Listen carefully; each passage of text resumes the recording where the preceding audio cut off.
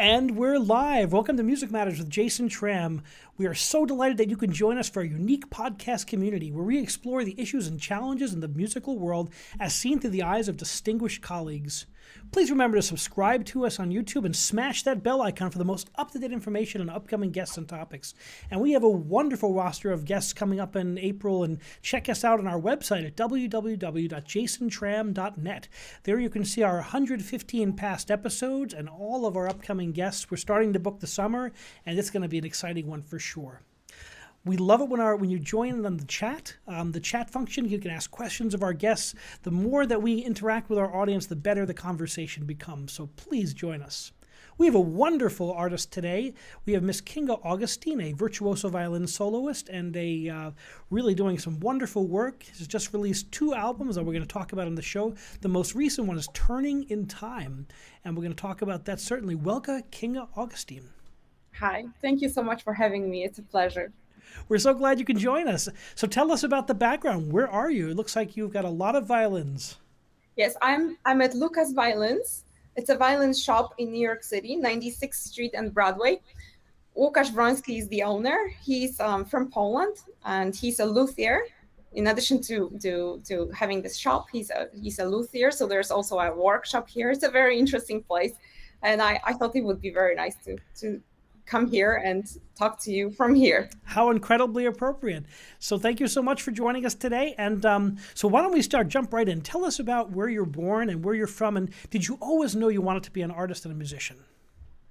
All right. I was born in Poland, and I've always known that I would be a violinist. I've always known that was going to be something that I would do. Although I actually started piano before, as many people do. I played piano before playing the violin, and I sang, and it probably wasn't clear to my mom and my father that I would be a violinist because I sang and all that. But as soon as I got the violin, everything else, like, it was obvious that it wasn't my thing anymore. It was gonna be. How old were you when you started to play the violin? So, okay, my father bought me my first violin when I was 5, but I didn't start till almost 8 years old. Well, he passed away when I was 6, and then so I couldn't start right away. But I just always knew that it was gonna be the violin, you know. And it's very funny because a few years ago, I had to have my tonsils removed, and my mom says, "No, you're not going to be a singer anymore." So until like a few years ago, she thought that I was going to be a singer. She's a singer. She was hoping that I was somehow going to somehow become a singer, you know, while I've always known that I was going to sing through the violin. So music is in your blood. What type of music did your mother sing? My mom sings classical, opera, and wonderful. Yes. So well, yes, we have a lot of opera singers on the show, so we understand that. Right, and she knows some of them, of course. I mean, that's of course, wonderful. I know some of them too, and I've watched other interviews that you've conducted, and they've been wonderful. It's been wonderful to get to know other artists through your podcast. So thank you for that. Well, we love to just bring interesting stories on here, and I found your playing, and I was like, boy, she's very expressive and really has a depth of knowledge on her instrument. So I looked you up, and I was just like, gotta ask her to be on the show. So I'm so delighted you could be here. Thank you. Starting playing the violin, you jumped in at age 8. What was it like? What was the musical atmosphere like in Poland? Well, what was it like in Poland? I went to a music school, and we don't have very many schools like that in the U.S. It's a regular school in the morning, and then in the afternoon, in the same school, in the same building with the same classmates, I studied music, and I went to a school like that for 11 years. I graduated 1 year early because I wanted to study earlier, and I already started studying in Germany while attending high school, and while completing two years of high school in 1 year. I was also studying in Germany, and I thought that's where I was going to end up, you know. And I had a wonderful teacher there and everything, but then something happened, and I came to the US. So So you came to the U.S. and you obviously have excelled because you attended Juilliard for your master's and your undergrad, and most recently your doctorate. So what brought you to the U.S. and what was it, and what drove you to go to Juilliard?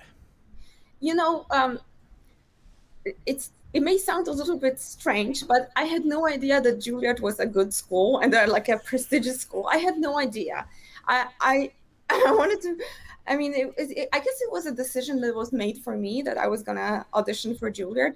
I was very happy in Germany, and I had no plans of coming here, but it was the music scene, I suppose, and the teacher. I came here for the teacher. I was going to study with Miss Delay, but then she passed away almost immediately. So then I didn't really study with her much. I saw her a few times, and it was incredible experiences to be able to play for her, to hear her talk, and get some thoughts from her on what I should improve, and where I was gonna go and all that. It was incredible. But then I studied with other people.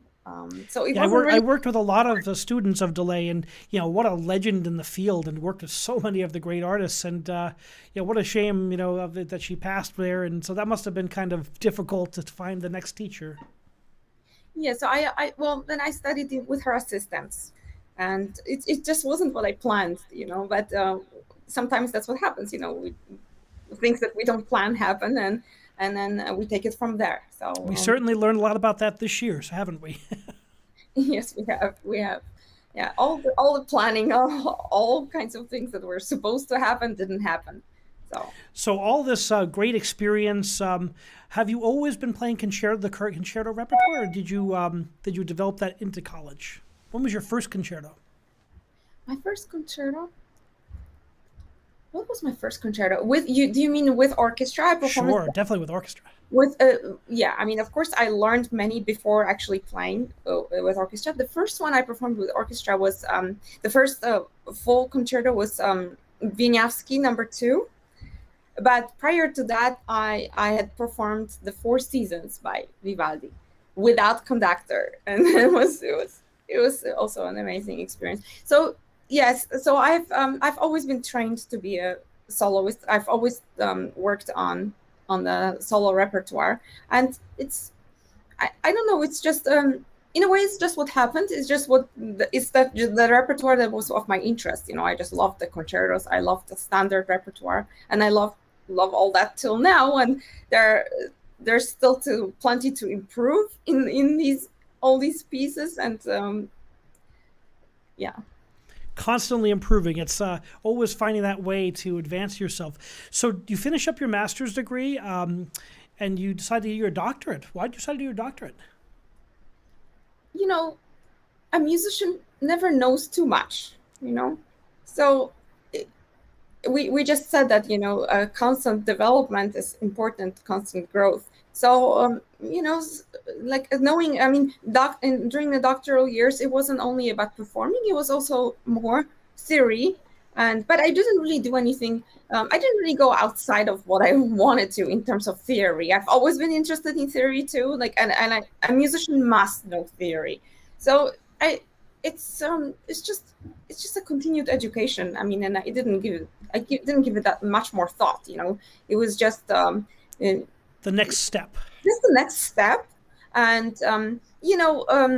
also, I mean, having a doctorate also gives you an eligibility to teach college.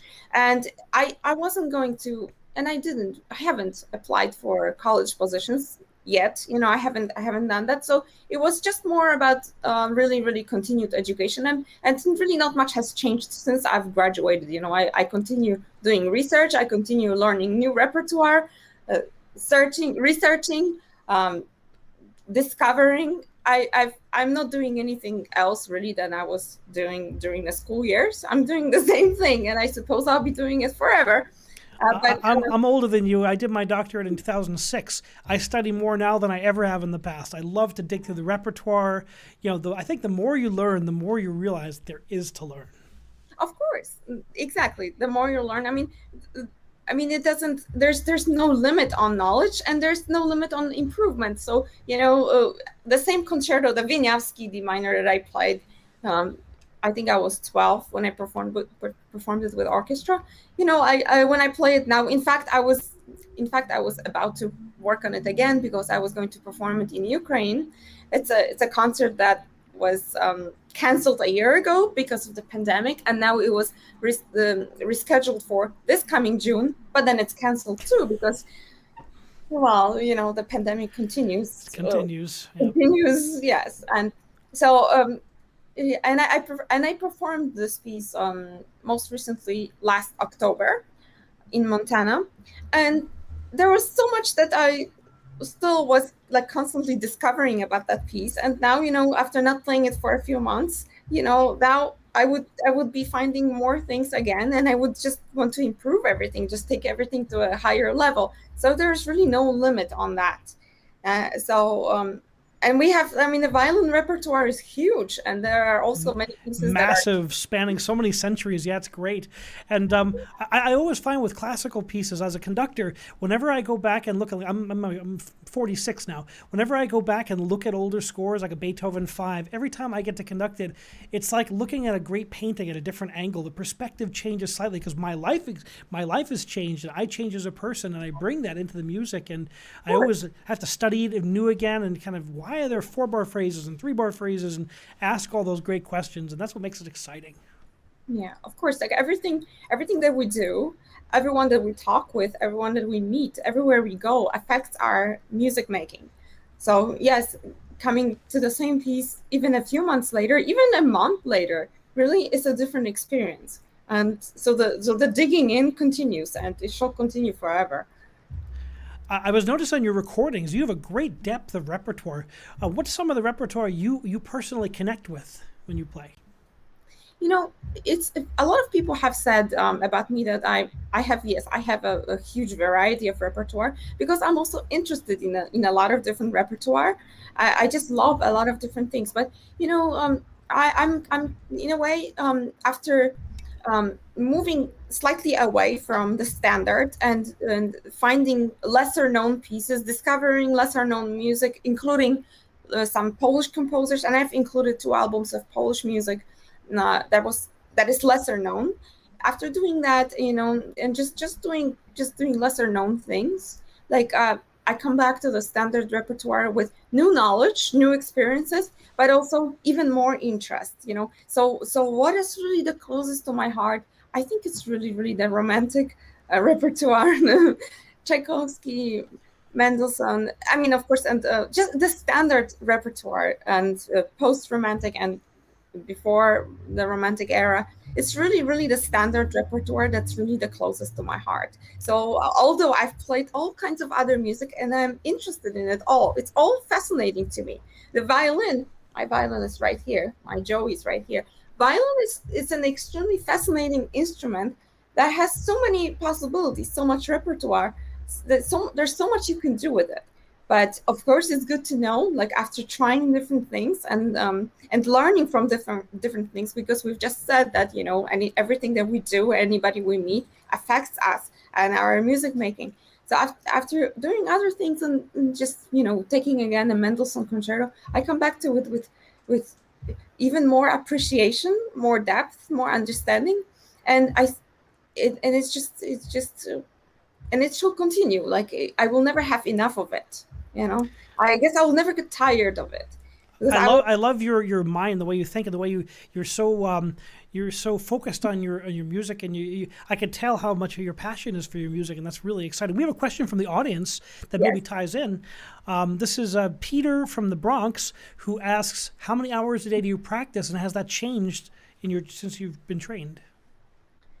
That a lot of people ask me this question, and like how much I practice depends on really how much time I have, because I also have to do other things. I have to take care of myself. I have to exercise. I have to do a lot of things. So it really depends. And I'm also interested in things outside of music. So I do them too. I do some reading. It all takes time. I'm learning Spanish now. It takes time too. But how much do I practice? I usually start practicing around like 5 p.m. and I finish around 11 p.m. but or 12, but it doesn't mean that I've practiced 7 hours. It's probably about 3 to 4 hours of playing within that time, because I take a lot of breaks. So and really, really, that would be the same answer for many years already. But once I actually practice, it's focused practice. Like, and I intentionally take breaks too. Well, sometimes I do have to turn off my phone because I'm curious what's there on social media. So I have to turn it off, not to be so curious about that too, because the most interesting is what I have right here. That's the most interesting. And the music. We're going to meet your violin very soon. I want to talk about that. But so you do a great job on social media. I actually found that you're playing through social media first through Instagram. I must admit, I'm new to Instagram. I've got twin 18-year-old girls who are, Dad, you must be on Instagram. And I'm like, but I'm on Facebook. Well, that's for old people. So I'm learning Instagram. But I really enjoyed kind of just getting to know your playing. You've certainly engaged your audience on there. And it's great to see artists, classical artists, who are out there engaging new platforms, and that's going to bring a lot of new people into the art form. Well, I feel like I'm also still learning how the Instagram works, and I'm experimenting with it. And the things I post, like I've started doing 100 days of practice. So every day, today will be day 66. And I think I've tried that two times before, like over a year ago, and I failed. I mean, I missed a day, so I had to start again. I never got to 100. I hope I get to 100 this time, and I think I should. Fingers crossed. We'll follow you on Instagram. Everyone, make sure you watch her Instagram page. But I show a little bit of the process, really. I don't. It's not performances, and I mean, also, like, when I play in my practice studio, when I play to the phone, it's not going to be the same as when the audience is there. When I communicate with them, because I can usually tell if I am communicating with the audience, if they react, even if there are no spoken words. I can tell if they're into what I'm doing or not, if they are listening or not. I can tell. So but through Instagram I can't, and I'm just posting a little bit of the process, of the practice process. Sometimes it's really the same excerpts, because that's what practice is about. Although even since I've started, day 66, so that means I've been doing it for 2 months. So I have covered quite a lot of repertoire during that time, but some of it is new. So that I take a break from it and then I come back to it. I mean, a lot of it is new. I'm constantly learning new pieces, in fact, I like to compare it to a well-balanced diet. I know for my conducting, I'm always picking a percentage. I get to plan, like pre-COVID, I get to plan my entire seasons, projects I produce myself, or concerts I'm hired to produce, opera, symphonic, modern composers, my college, my university. So I get to pick stacks of music, and that's my favorite time, is to pick a mixture of old and new, and composers I've never done, new people. Isn't that exciting to get to choose, or get to be hired for certain jobs, and then to have that variety of music is always so exciting. That's wonderful. It's totally exciting. I mean, and I feel like that every day, actually. My music stand is my toy store, really. Like, I put a lot of stuff there, and of course there are certain things that I practice every single day, or not even necessarily practice, but just play through, like Bach. Every day I play a few movements of Bach.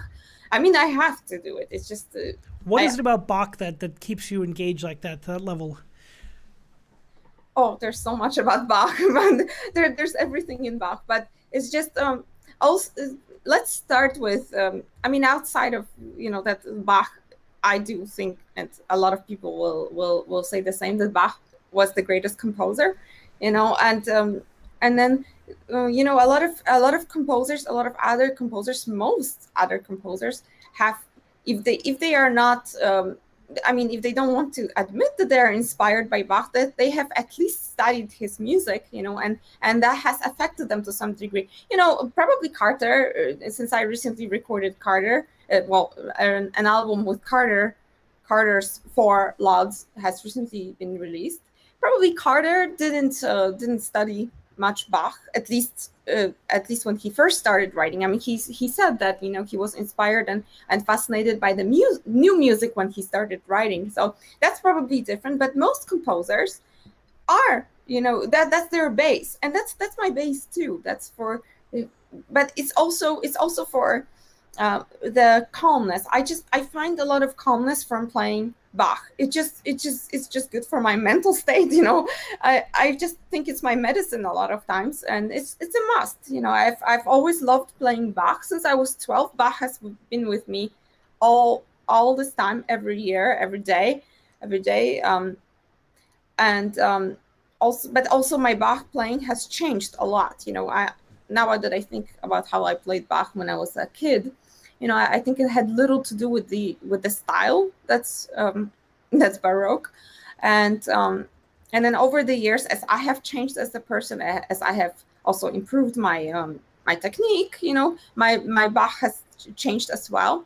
And then a few years ago, when I was more like, a few years ago, I studied Baroque violin. I had this incredible opportunity to work with the members of Les Arts Florissants at Juilliard. And I learned, that was a fantastic experience. I worked with William Christie, and I learned how to play Baroque violin, period instrument, and it was fascinating to me. But what happened to my Bach was not so good because I learned so much that I just became so confused, and I didn't know how I was gonna play Bach anymore. I just didn't know what I was gonna do anymore. So what I had to do is, and that's the only time in my life that I had to put Bach aside. I put Bach aside. I didn't play any of his partitas or sonatas for, I don't know, probably about 3 years.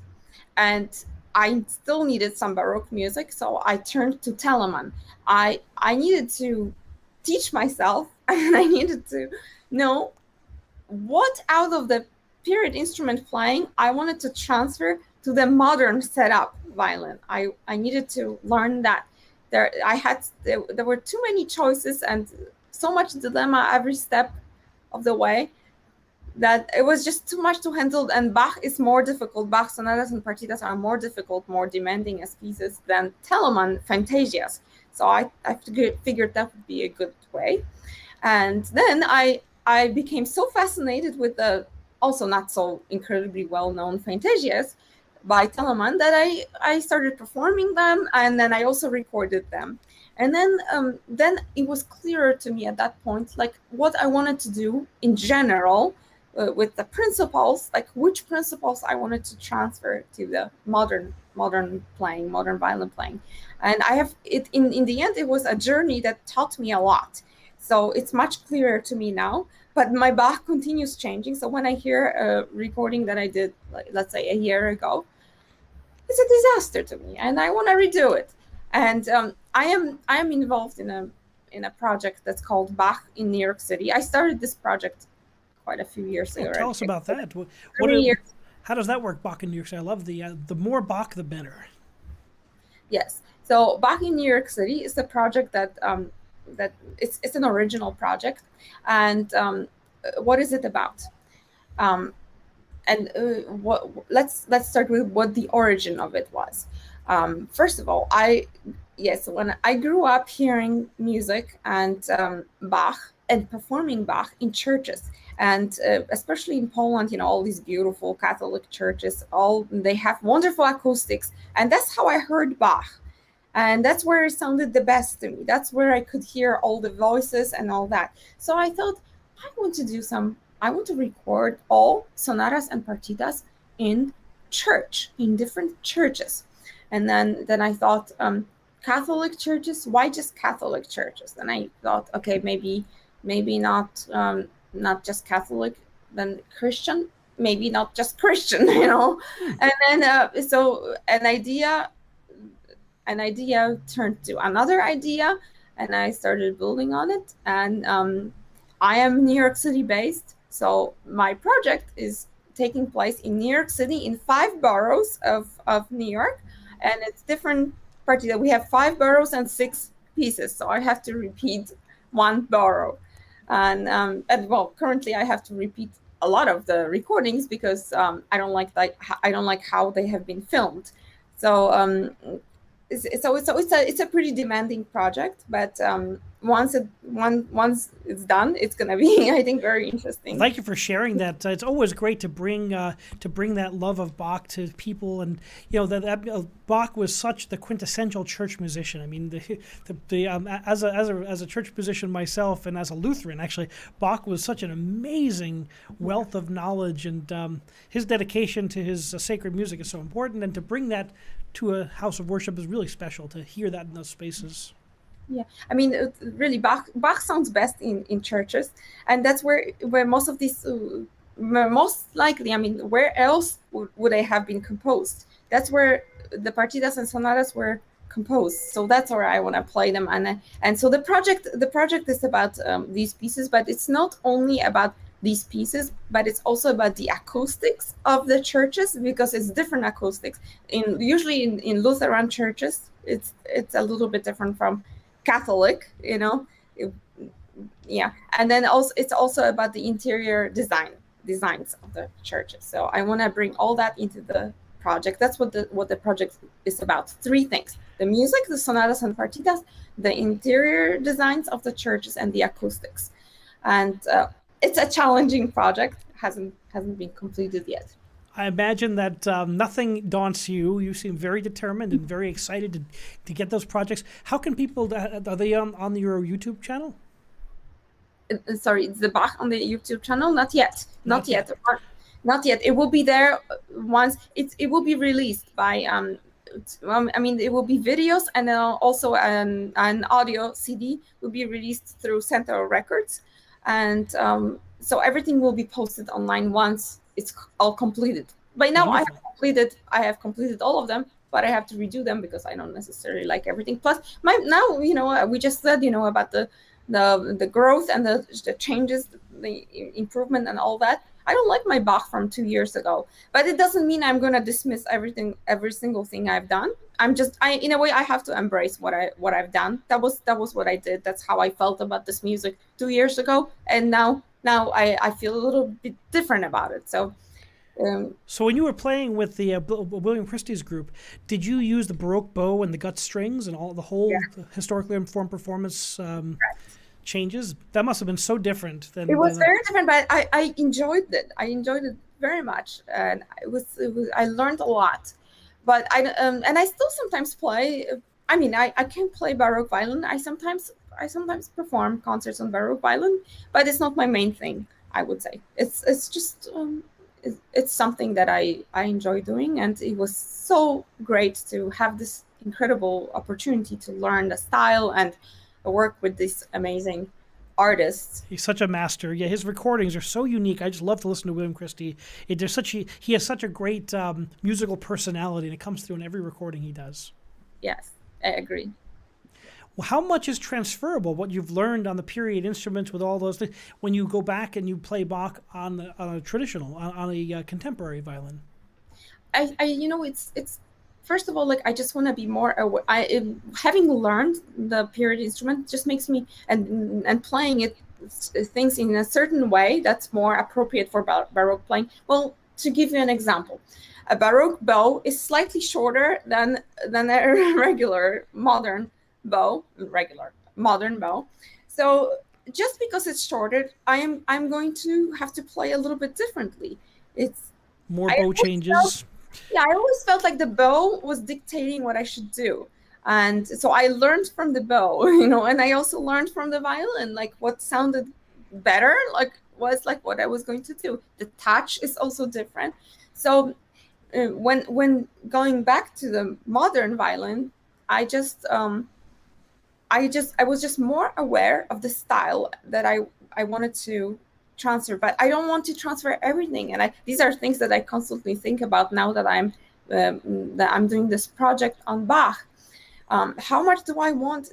I am making a decision sometimes to break away a little bit from the Baroque playing, period instrument playing, because certain advancements, improvements have been made to the violin to facilitate other music. So I also want to take advantage of that. So I am stuck with a lot of choices and these dilemmas really, really all the time. But I guess that's what is going to dictate my interpretation of these pieces. That's So, wonderful, and thank you for sharing that, because it's always an interesting consideration. I've done historically informed performances where I use gut strings and baroque bows, and it's a different color and a different sound, but we can't recreate the sound of the past entirely. I mean, it just doesn't. I mean, it's all kind of in its own way. It's guesswork. It's all rebuilding, and we have to, and the modern instruments. What if Bach had a modern instrument? What would he have done with it? exactly, that's exactly what I'm thinking. And like a piece like there's only one piece like a chaconne.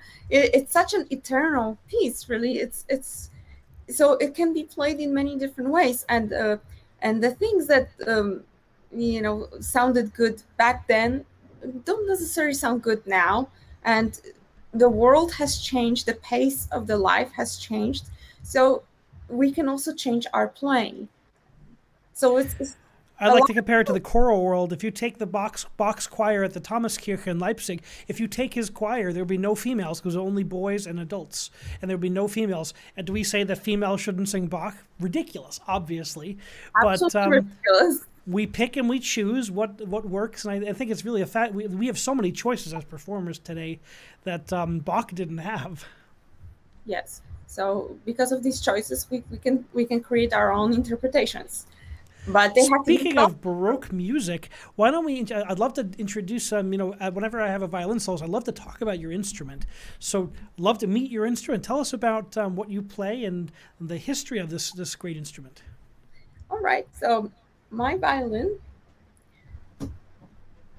Meet Joey. This is Joey Joseph Galliano. It's a he, and he has a Polish name too, Józio. So it's Józio. Joseph Galliano, 1774, and I've been playing this violin since a year and a half, almost a year and a half, and it's been a great improvement to my life to play a nice instrument. Joey is strong, cuts through the orchestra very well, and also when I first got it, when I started playing this violin, I could tell that it wasn't played for many years, and that's really true. It wasn't played for about 100 years. Wow. So I could tell that this instrument has a lot of potential, and I just need to play it. And yes, a few months later, I started noticing that I was able to get many more different colors. So I learned from the violin. Violin picks up what I want, and it's a collaboration. And it's a much better tool to build a nice house than what I played before. So what did you play before, and how have you how is the sound of this particular violin different to you? And it's so important as a soloist. You and the instrument really are one.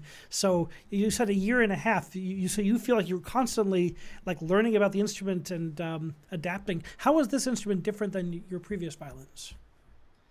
The violin that I played before this one was also a very special violin, also an Italian violin by Antonio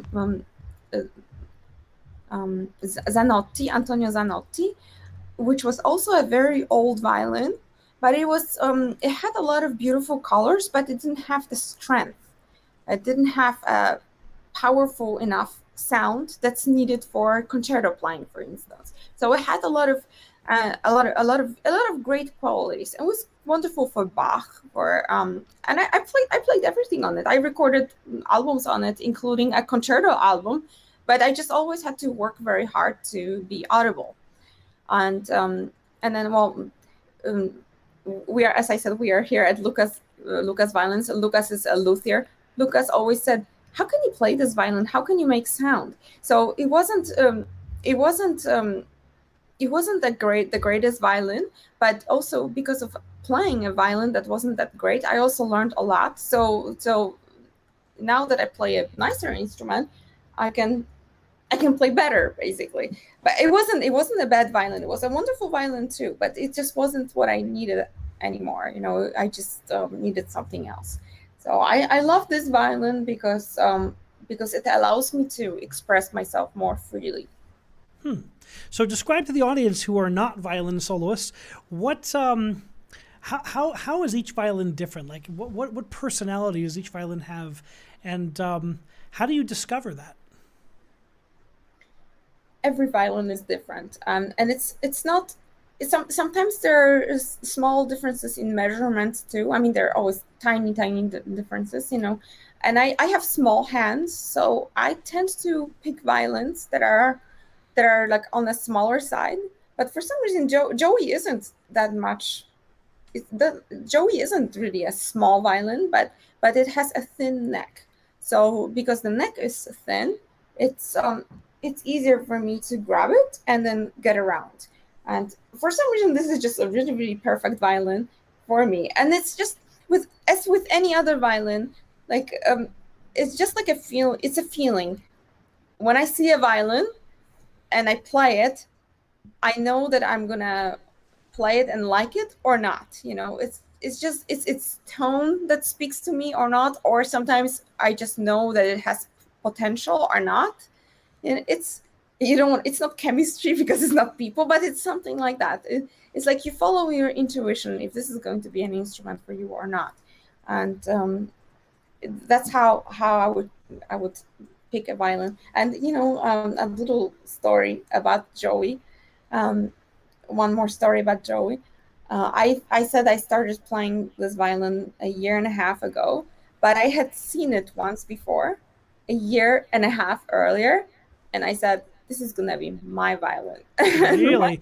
So And I tell us said, that story. That's a great story. I know I'm a huge fan. I rewatched with my sons the Red Violin, for example. So these instruments are incredible because they go back so far in history, and the musicians who have played them.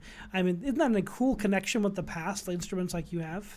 yes, and I don't know who played this violin before. I mean, nobody played it for 100 years, and I know other people have tried it, and I think Joey just didn't want to sound good for anyone else, so nobody It's else. waiting for you. That's Yes, great. exactly. Joey waited for me.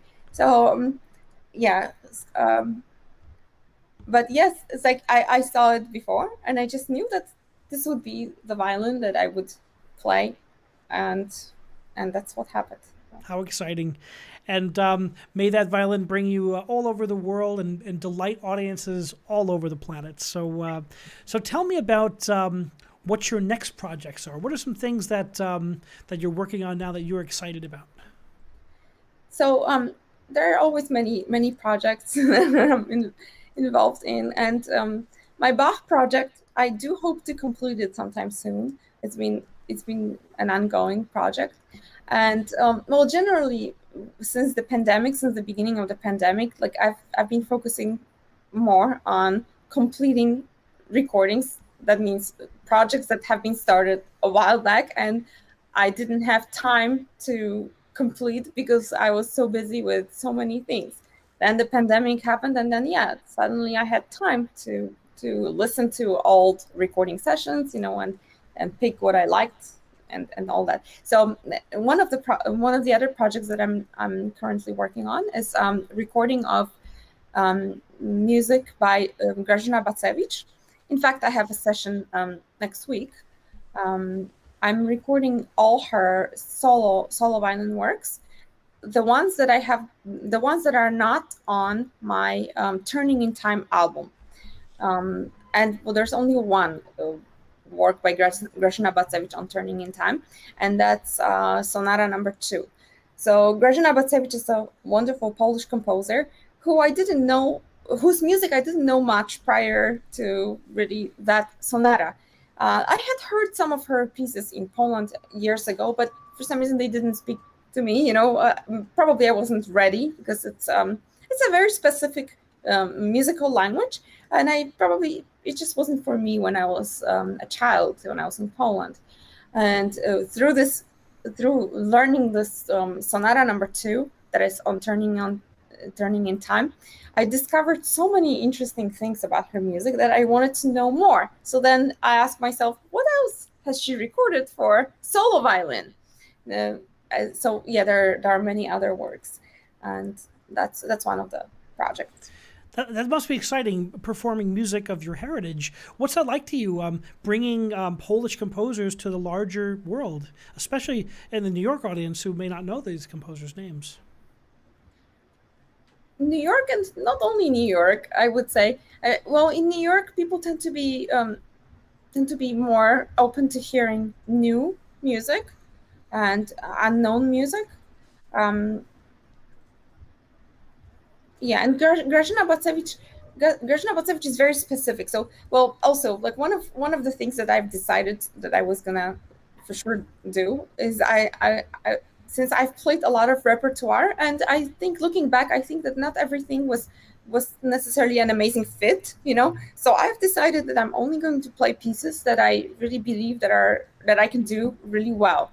So and also I basically don't want to waste anyone's time, you know. I don't want to perform for them an unknown piece that not even I'm going to believe that it's a really great piece of music, because if I don't believe that it's a great piece of music, then how am I going to deliver a good performance, you know, and convey something through it? So I've decided that I'm only going to perform pieces for the rest of my life that I believe are great pieces and they're a great fit, you know, that I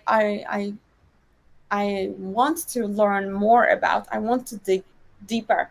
So I believe Grażyna Bacewicz is a really, really fantastic composer, and I'm happy that her works have been performed more recently, more frequently in the recent years compared with 50 years ago.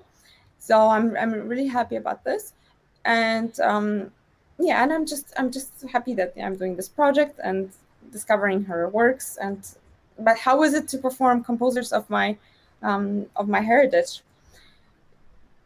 Um, I don't think about it that way either. When I recorded my first album of Polish music, unknown composers, I think I did it partially. The reason why I did the research was because I missed Poland. I missed home. Sure. So through music, it was my way to connect. So I did that.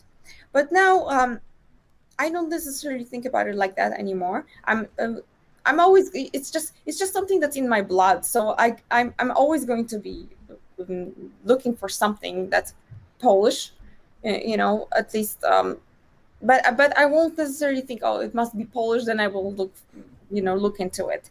It's just something in my blood, something in the back of my mind that's going to be there. So it's really that. But I am aware that since I've been living in the U.S. for quite a long time now, you know, I have changed as a person. My mentality has changed.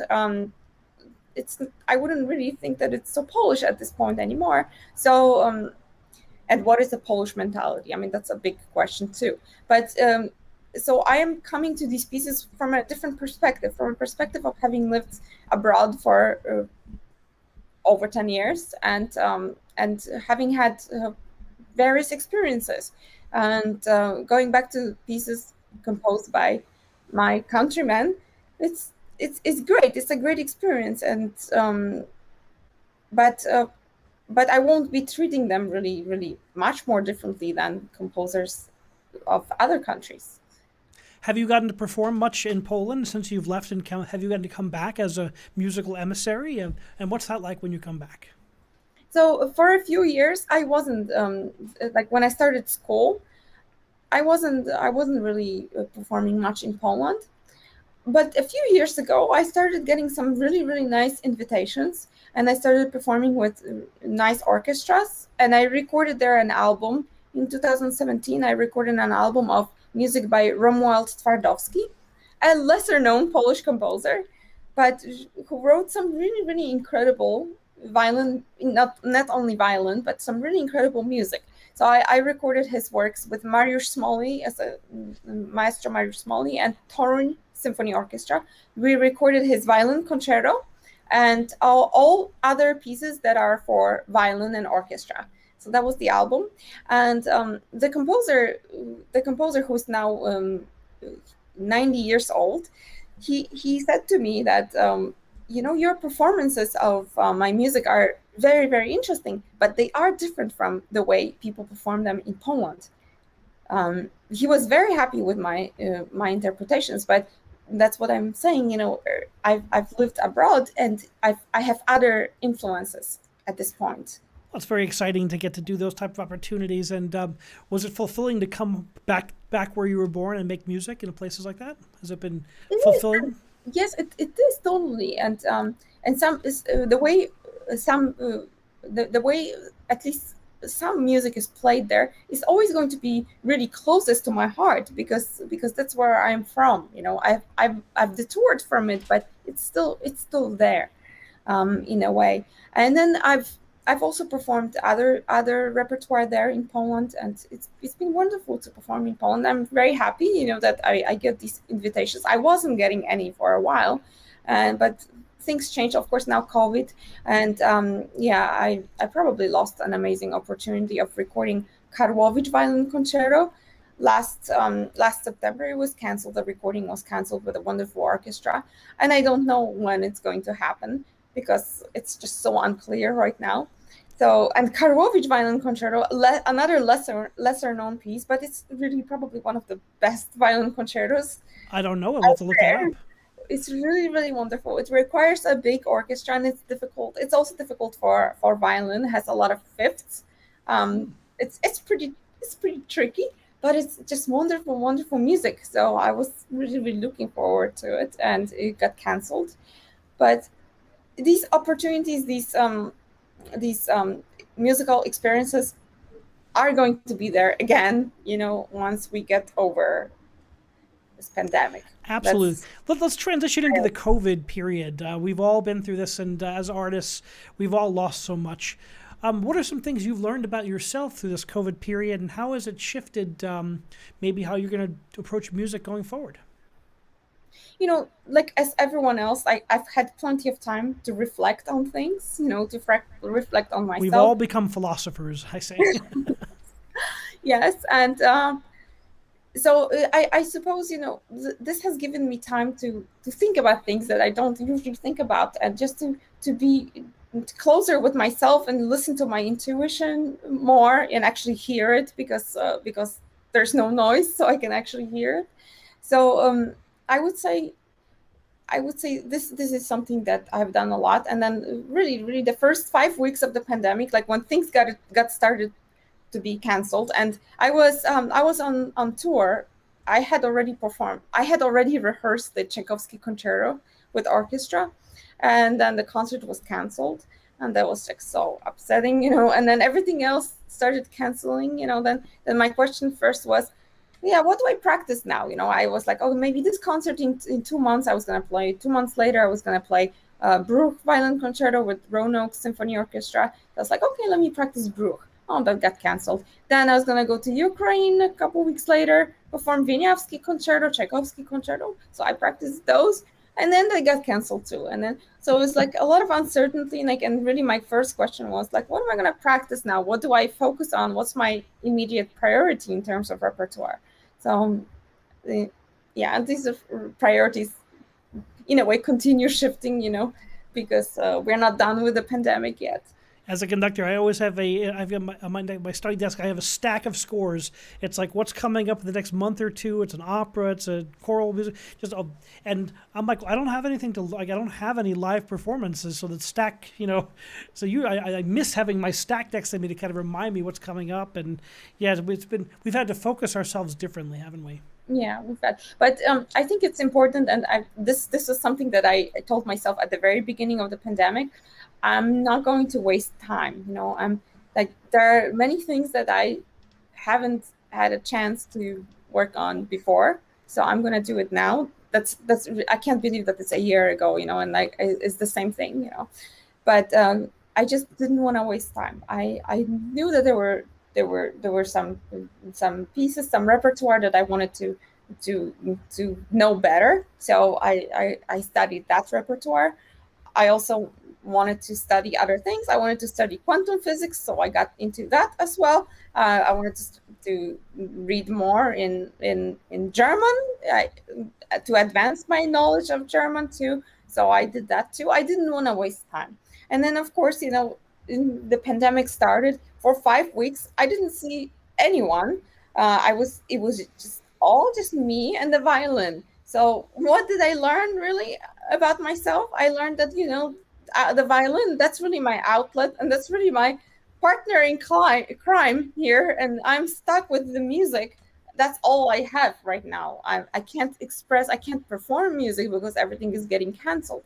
And then what happened next is, since I do have a lot of solo violin repertoire, I was asked by many organizations to perform solo violin concerts, and that was a way to, to do something and then to connect with an audience in a new way. Of course, a lot of bad things happened, like technology wise, during these performances. I say technology is amazing when it works.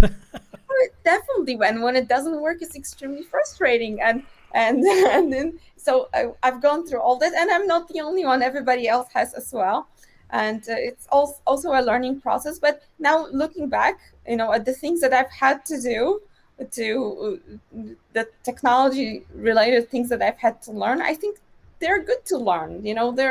It's important to learn, and I think that some of the new ways are going to stay with us. We will continue, doing things in a new way forever.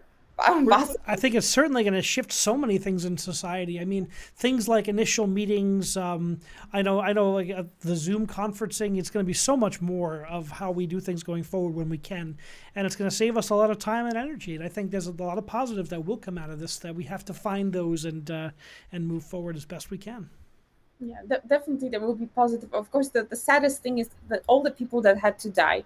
That's the saddest thing. But we will definitely, we have to learn something. We have to take something positive out of this. And moving forward, it must be a lesson. This COVID must turn into some lessons. Otherwise, that would be very depressing. If we as a society, as humans, didn't learn anything from it, that would be probably the most depressing thing ever. So how can people find out more about your work, and where can they connect with you and your music and hear your recordings?